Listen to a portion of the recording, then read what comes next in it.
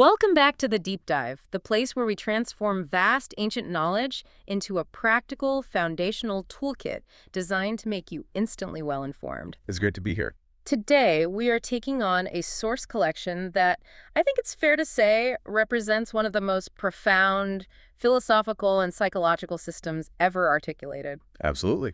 We're talking about the foundational doctrines of the early Buddhist canon. And you've shared a monumental stack of excerpts with me selections from the suttas, the lengthy Nikayas, and these intensely focused verses of the monks and nuns. That's right.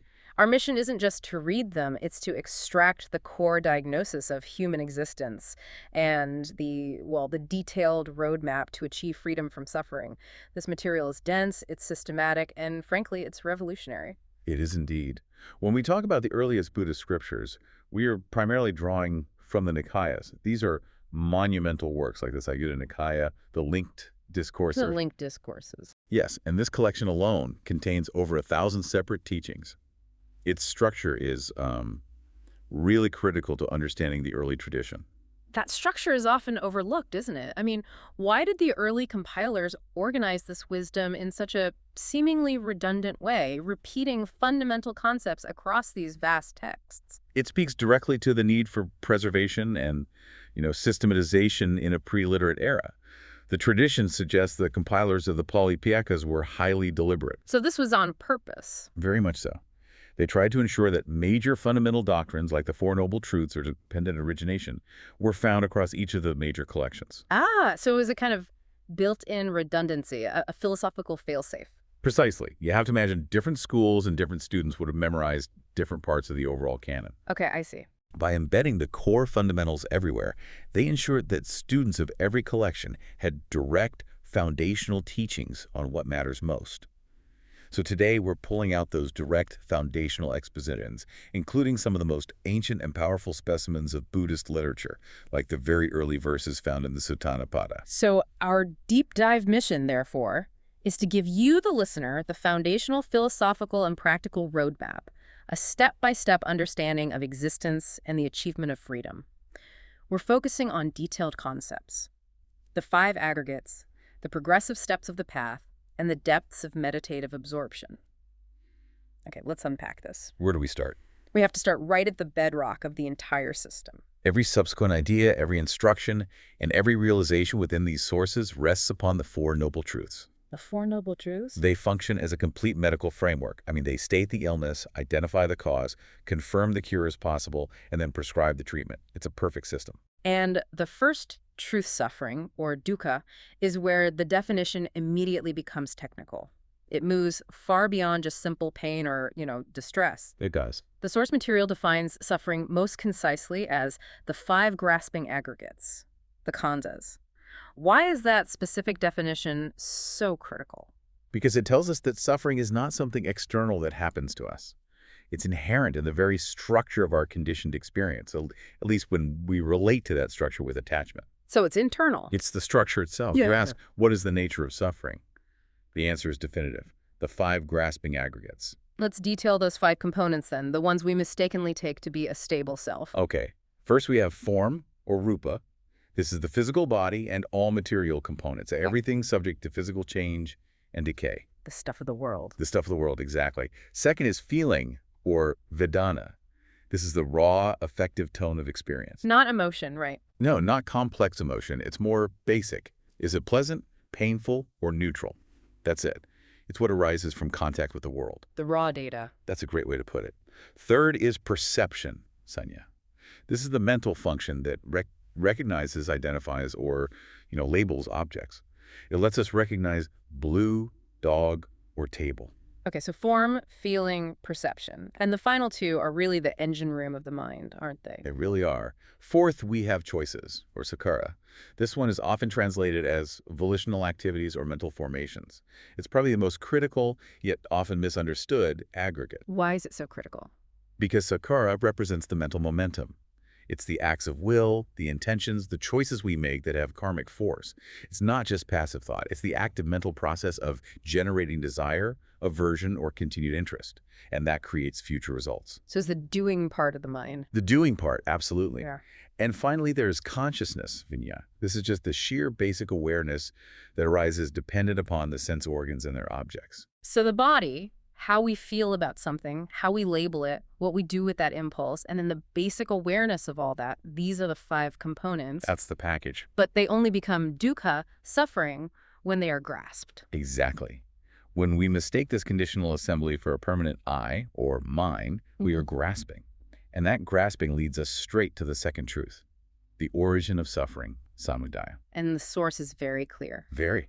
We are told this origin is craving, or tancha. And the sources are incredibly precise about this. They detail 3 different flavors of craving that drive the entire cycle. We have to know the distinction. It's crucial. First is the common craving for sensual pleasures, kamatancha. The desire for nice sights, sounds, tastes, and so on. The obvious one. The obvious one. Second is the often deeper, more insidious craving to continue existence, or bhavatancha. This is the thirst for persistence, for becoming, for continuity, the drive to be reborn. And the sources are explicit about this connection. They are absolutely clear. Grasping is explicitly stated as the cause of continued existence. Which means the craving to just be is the very force that leads to rebirth, which then guarantees old age, death, and all the attendant sorrows. Yes. And then the third type is the craving to end existence, the bhavatancha. It's often called the craving for non-being. So like nihilism. It could manifest as nihilism, or maybe just the desperate wish to extinguish all current pain without really understanding the conditional nature of existence. All 3 forms of craving, whether for pleasure, for persistence, or for annihilation, they all fuel the engine of suffering. This precision is what makes the third truth, the cessation of suffering, nirodha, so perfectly actionable. Exactly. If craving is the cause, then the cessation must be the dismantling of that specific fuel source. It is the fading away and complete cessation of craving, leaving nothing left over. The definition is active and expansive. It's described as giving it away, letting it go, releasing it, and not clinging to it. It's not a passive resignation. Not at all. It is an active, volitional liberation from the habit of grasping. And the fourth truth, Magga, is the prescription for achieving that cessation, the Noble Eightfold Path, which we will dedicate an entire section to. But the path relies on internalizing the philosophical weight of the aggregates themselves. Yes. You can't really start the path without this next step. The realization of impermanence, or anicca, is the essential key for dissolving the grasping we just defined. And the source material insists that all the aggregates, form, feeling, perception, choices, and consciousness, are impermanent. Every single one. If we don't see this, we can never truly let go. And the texts don't just stop at saying everything ends. They demand a really detailed analysis of moment-to-moment flux. What does that analysis of impermanence involve? Venerable Ananda detailed this explicitly. He confirmed that for all these phenomena, the aggregates, you can see arising, you can see vanishing, and critically, you can see change while persisting. Change while persisting. What does that mean exactly? It means that even while something appears to be stable, it's in a constant state of flux. It's changing from moment to moment. And this applies to what has passed, what is yet to come, and what is currently present. So even consciousness isn't stable. Not for a second. The texts say we must see that even the cause and reason that gives rise to consciousness is impermanent. So how could the resulting consciousness possibly be permanent or stable? It's impossible. This realization is the bridge to suffering.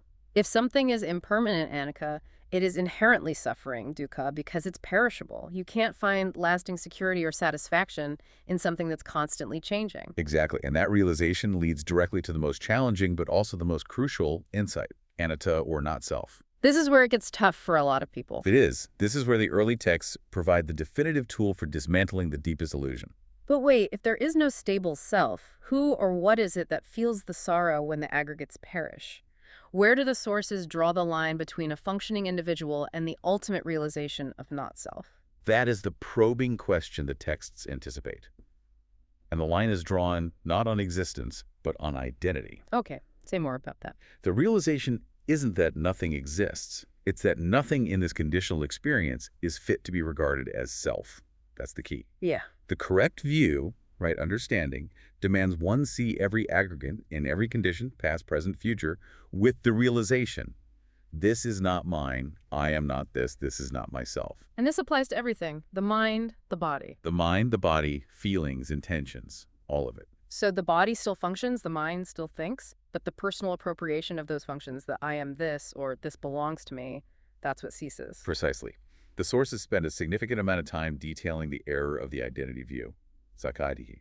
This is the fundamental mistake of mistaking a conditional aggregate for the self. How does that error arise? It arises when an unlearned person regards one or more of the 5 aggregates as self. For example, I am consciousness, or self as having consciousness, or consciousness is in self. And the consequence of holding on to this false conditional self is, well, it's catastrophic, isn't it? It guarantees suffering.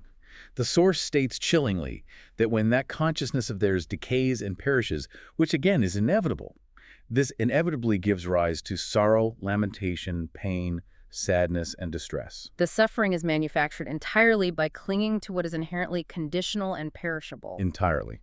And this sorrow is given up only when you truly understand the impermanence of the aggregates, their perishing, their fading away, and their cessation.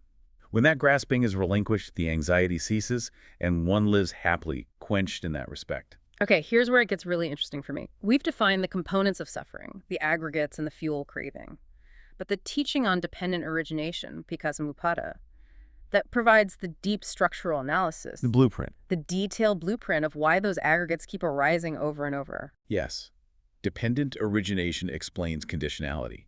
It dictates that nothing arises in isolation. Everything is contingent upon prior factors.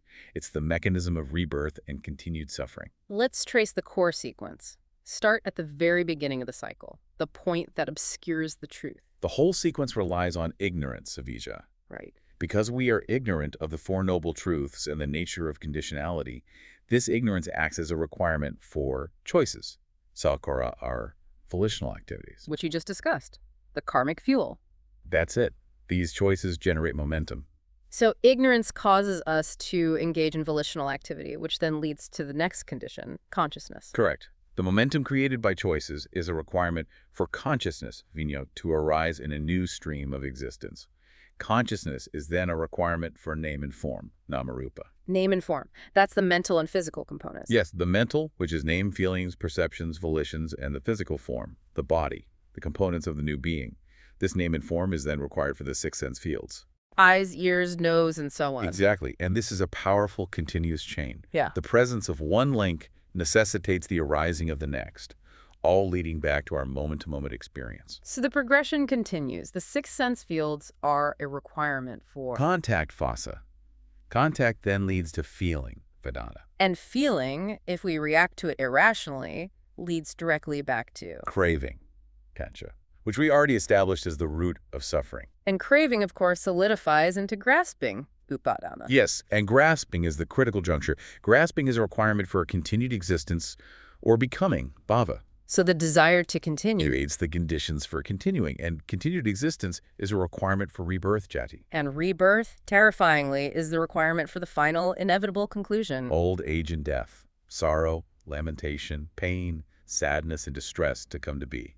And that, the text states, is how this entire mass of suffering originates, generated by ignorance and fueled by volitional activity. We dedicated substantial time to this because if dependent origination is the blueprint for the arising of suffering, then following the sequence backward must provide the clear instructions for its cessation. Absolutely.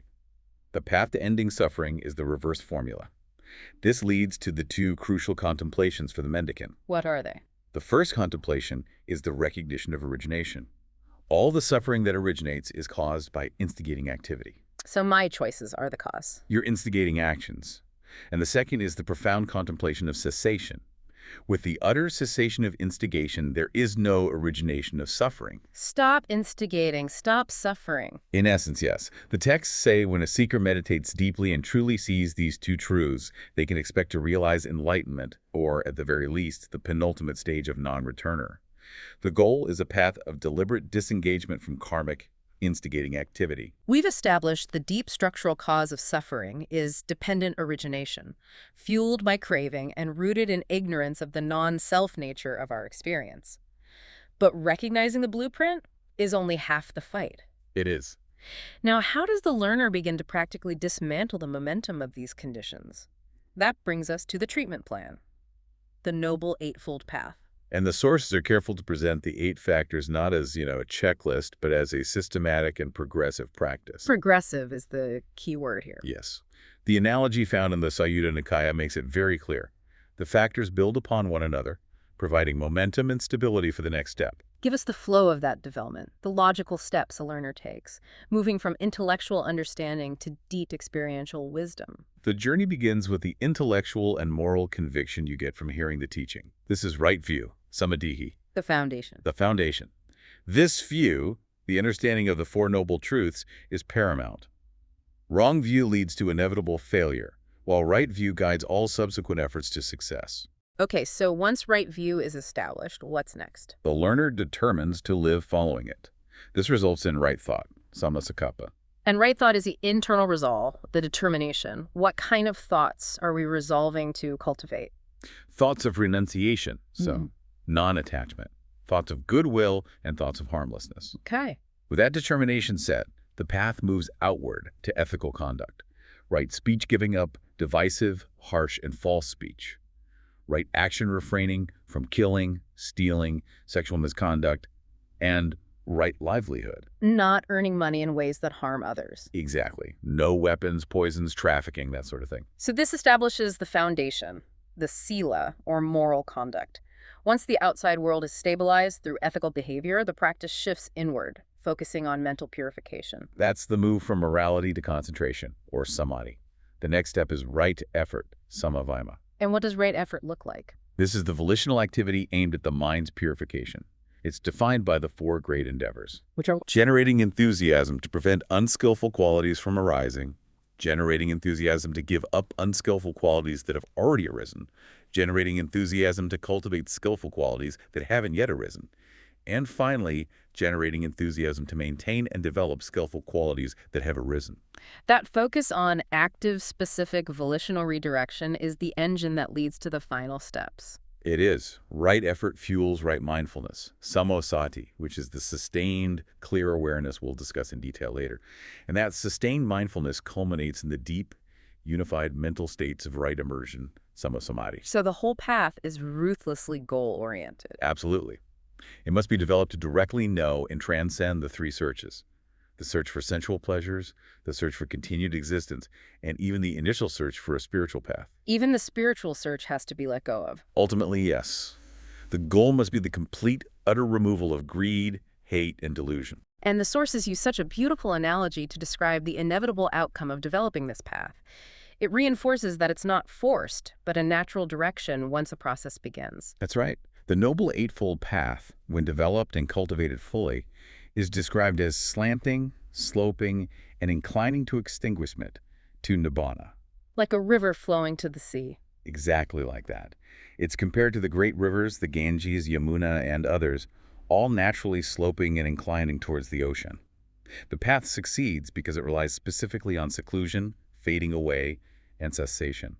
Its ultimate ripening is the act of letting go. Before we rush to the higher states of absorption, that ethical foundation of sila is mandatory. The texts lay out clear, pragmatic precepts, particularly for lay followers, linking morality directly to peace of mind. The 5 basic ethical precepts are the practical baseline. Not killing living creatures, not stealing, refraining from sexual misconduct, not lying, and not consuming intoxicants, beer, wine, liquor. Standard stuff from many traditions. Yes, but the sources make a psychological argument for these rules that should appeal immediately to any learner. Giving up these 5 actions quells 5 corresponding fears and enmities. Quelling fear, that sounds like an immediate, tangible benefit, not just some future reward. Exactly. When you refrain from harming others, others are less likely to harm you. When you refrain from stealing, you don't fear retribution. By observing these precepts, the practitioner is said to live self-assured, free from internal regret about their actions, and protected from external retribution. And that freedom from fear is the necessary foundation for deep concentration. You can't meditate deeply if you're worried someone is coming to get you for something you did. Right. Now, the principles of action and result, or karma, are often grossly simplified. We often hear a deterministic view. If your past was good, your present is good. But the sources show a deep nuance here. A very deep nuance. We see this beautifully illustrated in the teaching of the four persons, which contrasts a person's condition, their current birth status, with their conduct, their present moral action. So it's a repudiation of fate or determinism. Completely. What are the key contrasting examples that showcase this nuance? Well, we have the stark contrast of dark bound for light and light bound for darkness. Take the person in a dark condition. They're born into a low, difficult family, perhaps poor, unsightly, deformed, lacking basic necessities. It seems like a difficult lot handed down by past karma, The bad hand. a very bad hand.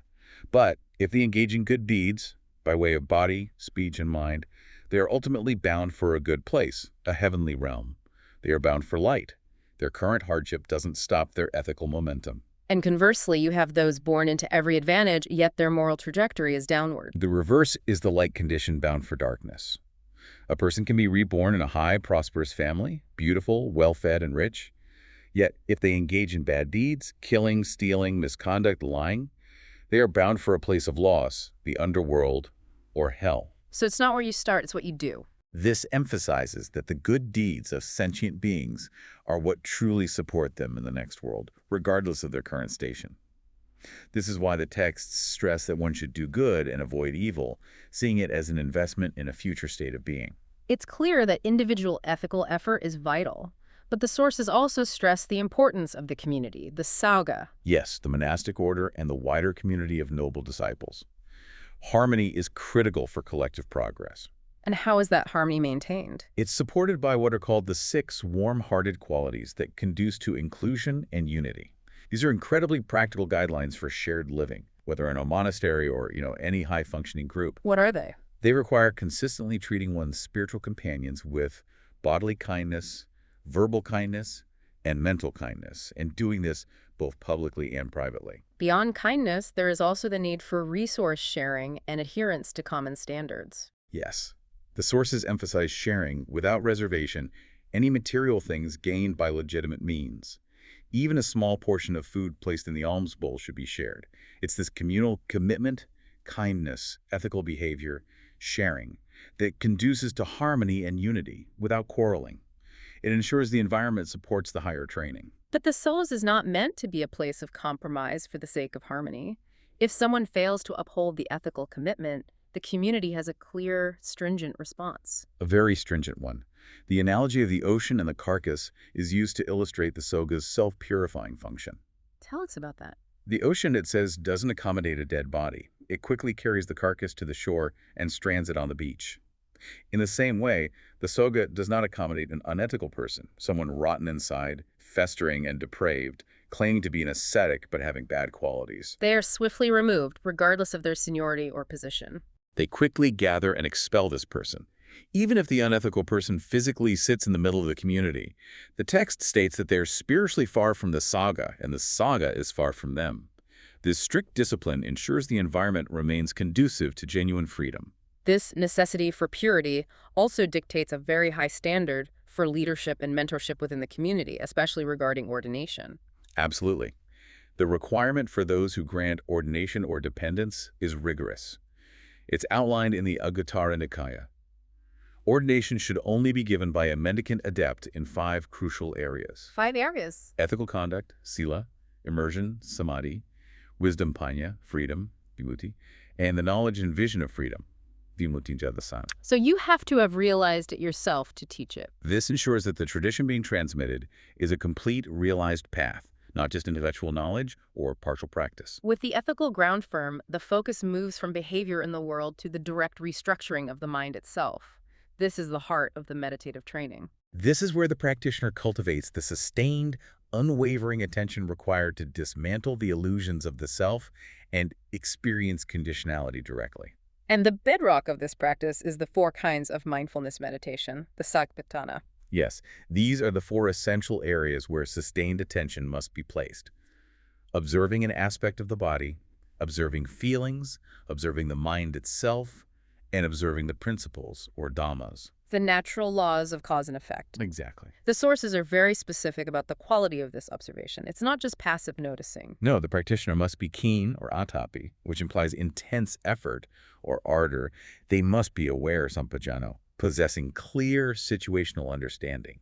And they must be mindful, sati. And there's a crucial tension. Crucially, this practice must be conducted while being rid of covetousness and displeasure for the world. Whether you're walking, standing, sitting, or lying down, you know your posture and your activities with this continuous, keen awareness. This detachment freedom from grasping or aversion is the key to insight. Let's delve into the detailed instructions for the most famous practice, mindfulness of breathing, anapanasati. The complexity here is surprising. It's a progressive training system, using the breath as a vehicle for stillness. It is surprisingly complex. The practice starts simply enough. The practitioner knows when they're breathing in heavily or breathing out heavily, or breathing in lightly or breathing out lightly. Just basic awareness of the breath. Foundational awareness. But the next set of instructions is profound. The practitioner practices experiencing the whole body as they breathe in and out. The mind connects the entirety of the body to the rhythmic process. So the breath becomes an object of whole body awareness. What's the next key step towards stillness? Then they practice stilling physical processes, pasampaya kaya sakura, as they breathe in and out. Stilling the physical processes. You mean calming the body? Calming the body, but specifically stilling the breath itself, which the texts consider a physical formation. This is crucial for moving into the states of deep absorption. From there, they move on to generating rapture, bliss, and mental formations, eventually focusing on the release of the mind. How does this progression, built on the simple breath, lead to such massive results? The realization of the awakening factors. The text explains that the breath is considered a specific aspect of the body. By observing the breath keenly, mindfully, and free of covetousness, one is continuously fulfilling the foundation of mindfulness of the body. So it's a complete practice in itself. When this mindfulness of breathing is developed and cultivated, progressively relying on seclusion, fading away, and cessation, it is declared to be very fruitful and beneficial, culminating in the complete fulfillment of the 7 awakening factors. The simple act of following the breath becomes the gateway to profound knowledge. And this leads us to the absorptions, the jhanas, the higher mind. Yes, the jhanas represent the training in the higher mind, deep, unified states of concentration that are essential for realization.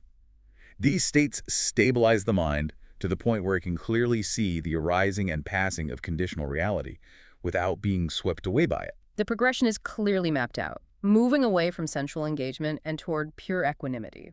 Let's use the vivid analogies provided in the sources to capture the subjective experience of each stage. Okay. The first absorption is achieved when the practitioner is quite secluded from sensual pleasures and unskillful qualities. The mind has to be clean first. It does. The mind possesses rapture, piti, and bliss, sukha, born of seclusion. This is maintained by consciously placing the mind, vitakka, and keeping it connected to the object, vikara. What's the analogy for this? The analogy is of a bath attendant kneading soap powder into a pile of bath powder. No external moisture is added, but the whole pile becomes saturated with the internal moisture, soaking the body with rapture and bliss born of seclusion. What changes in the second absorption? That distinction is often lost, but the sources make it clear that a deeper stability occurs. The key transition is the cessation of the initial effort. In the second absorption, the placing of the mind and keeping it connected are stilled or they cease. This results in the mind becoming internally clarified and unified. So less doing. Much less. It possesses a rapture and bliss born of immersion, samadhi peti sukha. The experience is described with the analogy of a deep lake fed by spring water. I like that one. The cool water wells up from within and saturates the entire lake, with no part left untouched. The bliss here is deeper, purer, and unified by concentration, free from the disturbance of initial mental application. The third stage introduces a significant shift away from the intensity of rapture and towards stability. That's the move toward equanimity.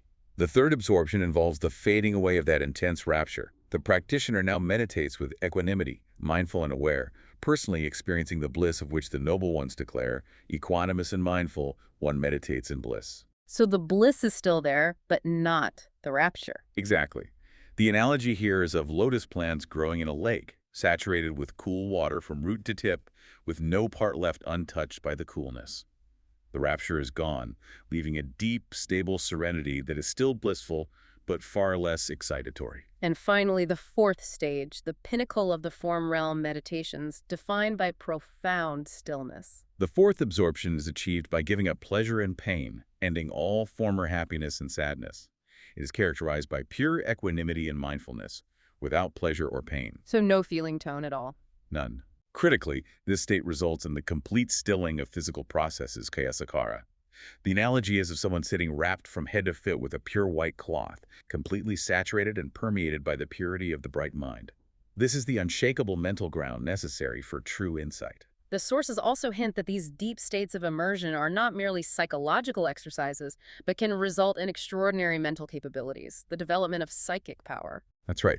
Deep immersion in the four bases of psychic power is said to be the key. These bases are concentration, or immersion, arising from four mental attitudes: enthusiasm, energy, mental development, and inquiry. And when mastered, They allow the mendicant to wield many kinds of psychic power, like multiplying themselves, going unobstructed through walls, or flying cross-legged through the sky.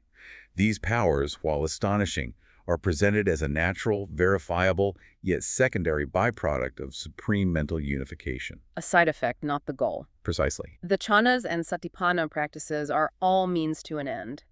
The cultivation of the seven awakening factors, the buhaga. That's right. These are the direct constituents of enlightenment. Let's list them again. They are mindfulness, investigation of principles, energy, rapture, tranquility, immersion, and equanimity. They are the factors that mature the mind for ultimate knowledge and freedom. What's remarkable is the context given for their significance. They are not generic spiritual concepts, but specific tools tied to the path of the awakened ones.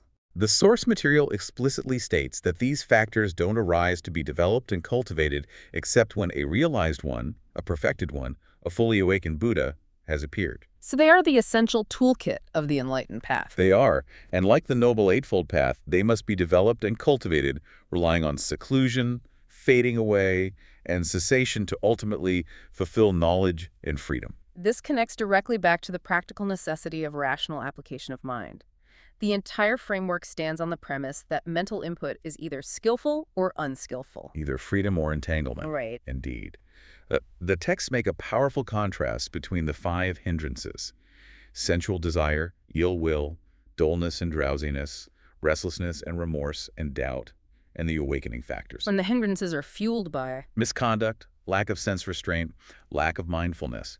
However, the path instructs that when you apply to mind rationally, applying the mind to the truth of conditionality, the five hindrances don't arise, or if they have arisen, they're immediately given up. the mind becomes pure. Pure, bright, and flawless. The texts are unequivocal. Irrational application of mind is very harmful, while rational application of mind is very beneficial, allowing the seven awakening factors to arise and be fully developed. We have journeyed from the philosophical diagnosis of suffering through the practical steps of ethical conduct and deep meditation. Now we look at the ultimate attainment, the state of the realized being. And how that liberation is defined in terms of freedom and unshakable knowledge. This is laid out in precise hierarchical stages, defined by the abandonment of specific fetters or sayojana. Yes, the spiritual obstacles that bind the mind to the cycle of suffering. This hierarchy is based on the degree to which the five spiritual faculties, faith, energy, mindfulness, immersion, and wisdom, are fulfilled. Before the true stages of awakening, there are transitional figures, those who have accepted the teaching intellectually and morally. Yes. At the foundational level, someone who accepts the teachings after deliberating them with a degree of wisdom is called a follower of teachings. And a follower by faith. If they have experiential confidence or faith in the Buddha, the teaching, and the Sangha, they are a follower by faith. Both have achieved surety in the right way. And this is a crucial step. It is. They can no longer commit any deed that would result in rebirth in the underworld, and they won't die without realizing the higher fruit of stream entry. Then comes the stream enter, Sotapanna, the first truly awakened stage marking irreversible progress. The stream enterer has completely ended three primary fetters. First, identity view, Sakaya Disi, the false sense of self. Second, doubt about the efficacy of the path. And third, grasping at precepts and vows. Mistaking mere ritual for liberation. Precisely. They are not liable to be reborn in the underworld and are bound for awakening within 7 more lives at most. The Force describes them as possessing the mirror of the teaching, which allows them to self-declare their freedom from places of loss with certainty. This is a massive attainment, irreversible progress toward Nibbana. What distinguishes the next two stages? The next stage is refine the mind by weakening or eliminating remaining defilements. The once returner, Sakadagami, has ended those initial three fetters, but has also significantly weakened greed, hate, and delusion. And so they come back once. They will come back to this world only once more, then make a complete end of suffering. Then the non-returner, or anagami, has severed the five lower fetters entirely. Identity view, doubt, grasping at precepts, sensual desire, and ill will are all gone. So they don't come back to this world. No, they are no longer liable to rebirth in this sensual realm. They will be extinguished in a pure realm, either between one life and the next, or without extra effort. And the final goal, the predicted one, the adept, or arahant. This is the being who has completed and fulfilled all five spiritual faculties. They have achieved the ending of all defilements, the full cessation of greed, hate, and delusion. They are described as having knowledge and vision that their freedom is unshakable. And they know it for themselves. They confirm, this is my last rebirth, now there'll be no more future lives. The resulting state of freedom is often referred to as extinguishment, or nibbana. This isn't just happiness, it is the absolute cessation of the fuel for future becoming, the quenching of the fire of craving. A realized monk or nun describes their experience in very practical terms, focusing on where the grasping ceased. Their mind is freed through the ending, fading away, cessation, giving away, and letting go of desire, greed, and craving, specifically for the six interior and exterior sense fields. So for sights, sounds, smells, tastes. Sights, sounds, smells, tastes, touches, and ideas. The stilling of relishing and greed for the sense fields is what allows the mind to be well freed. If the five aggregates define suffering, the ending of the aggregate's power through lack of fuel defines freedom. What is the ultimate definition of nibbana itself? It's described conceptually as the stilling of all activities, the letting go of all attachments, the ending of craving, fading away, and cessation. It is a sublime, unconditioned, and peaceful state. And the texts use powerful imagery to demonstrate the stability of this realization. Yes. When Mara the Wicked attempted to disturb the Buddha at Vulture's Peak by shaking the ground, the Buddha's response confirmed the stability of the adept. Even if you shake this entire Vulture's Peak, the rightly released, the awakened, are unshaken. Their mind has become truly imperturbable. Unshakable. Those powerful statements are grounded by intensely personal accounts from those who achieved liberation. To bring these profound philosophical concepts down to earth, the sources offer astonishing verses, especially those of the elder nun Ambapali. Ambapali was a highly celebrated and famously beautiful courtesan. Her verses, collected in the Therigatha, are a breathtaking testimony to the raw, personal confrontation with impermanence. She used her poetic skill, once used for lure, to express profound dispassion. She directly observes her body's decay as an undeniable witness to the truth. Those descriptions, shriveled like a pepper, cracked and wrinkly, they are intensely visceral, they strip away any romanticism. How crucial is this raw personal confrontation with decay for the practitioner's actual realization of impermanence? It is absolutely crucial. The insight into impermanence cannot be purely intellectual. It must be experiential. She remembers her youth when her body was so pretty, like a polished slab of lustrous gold. But she confronts the reality that it is now covered with delicate wrinkles. It's a before and after from a realized perspective. It is. Her nose, once a perfect peak, is now shriveled like a pepper. Her thighs, once like an elephant's trunk, are now like bamboo. Even her feet, once plump as if with cotton wool, are now cracked and wrinkly. And she concludes each observation by affirming the truth she realized. Yes, she concludes, the word of the truthful one is confirmed. Her verses serve not as expressions of sadness or shame, but of ultimate dignity and acceptance. They confirm that the sensual world is inherently perishable and therefore not worth grasping. This emphasizes that the realization addresses existence across countless eons, culminating in the peace of the present moment. We see this immense scope in the reflections of the elder monks Mekasira and Oga. Mekasira looked back on countless rebirths and the karmic accumulation of past actions, reflecting, I've suffered, but now the mass of suffering has fallen away. It's an immense sense of relief from a cosmic burden, the weight of endless conditioning lifted. And Uga. Even more pointedly, Elder Uga states that any deeds he had done, a little or a lot, are all completely exhausted. Now there'll be no more future lives. This confirms that the achievement of the adept is the total cessation of generating future karma, thereby permanently ending the cycle of suffering and rebirth. What an astonishing journey through the foundational texts. We began by defining existence itself as the five grasping aggregates, understood craving as the structural engine of suffering, and then charted a deliberate progressive path. Starting with ethics. Starting with ethics, moving through the four kinds of mindfulness, and spiraling upward through the four stages of meditative absorption.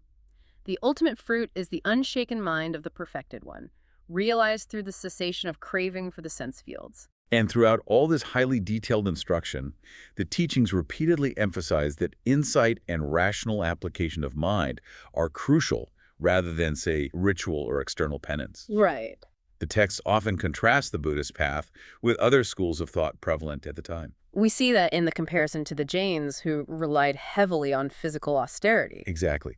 The Jains often focused on wearing away past bad deeds through severe and grueling austerities and mortification. They thought that the painful cessation of past deeds would end suffering. But the Buddhist perspective offered a radically different path for ultimate freedom. It did. The focus shifted from external suffering to internal mental transformation. How so? Well, the Buddha focused on wisdom, which leads to the cessation of future deeds through the purification of body, speech, and mind. And this is all driven by that powerful rational application of the mind. That rational application is declared to be extremely beneficial, unlike the irrational application of mind, which fuels the five hindrances. So the entire path centers on understanding how existence is conditioned, leading to the wisdom that one should let go of that conditional existence entirely. That's the core of it. This entire sophisticated framework rests on conditionality and non-self. But the sources show us that the community was grappling with competing philosophical views that asserted a form of permanent self or even randomness. We see that in the discussion of those who asserted that the self and the cosmos arose anomalously. Anomalously. So, without a cause. Without a cause. They rejected the idea of conditionality. Their justification was, why is that? Because formerly I didn't exist, whereas now, having not existed, I've transformed into the state of existing. It's a view asserting radical, uncaused transformation. Yes, and it directly opposes the detailed causality of dependent origination. The texts show a community grappling with how identity arises in a purely conditional world. We've spent this deep dive exploring the view of non-self and conditionality. For your ongoing reflection, consider this profound question, which stands at the crossroads of all these doctrines. If the self is fundamentally conditioned and impermanent, a fleeting assembly of grasping aggregates, how does your current perception of a stable, enduring self continue to shape, fuel, and perpetuate your journey toward your next state of being? Is your deepest action that of letting go of the conditions, or are you still driven by the search for continued pleasant existence?